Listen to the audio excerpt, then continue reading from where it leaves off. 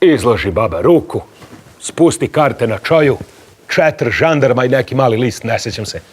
Ali Dragane, kao, evo, toliko mi se urezalo, kao sada gledam, a dete sam bio, jedva sam imao možda 13-14 godina, staje u jednom uglu, doveli me i dali mi u šećerenu jabuku, ja ližem i gledam. Znači, baba Kentu.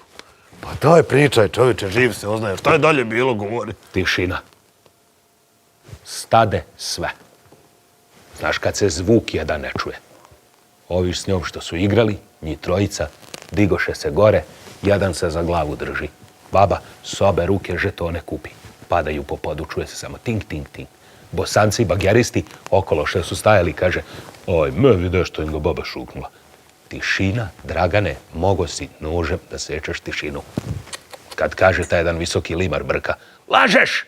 Zavrni rukav, kaže, da vidim di ti je karta.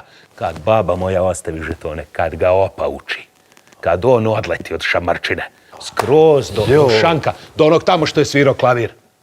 Stade sve, dim, samo se svi ovako zgledaju. Aj, men.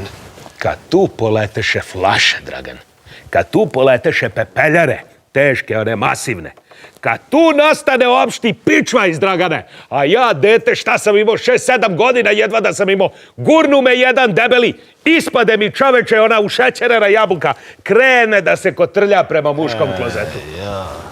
Mislim u sebi, ako dođe do muškog klozeta, gotovo. Jer znaš kako u muškom klozetu vlažno bude dole da Divno. Šta, mislim... Šta je divno? Divno je to što sam kao dete s jedva 2-3 godine u punoj kafani stresno živao zbog jabuke. Jel to divno?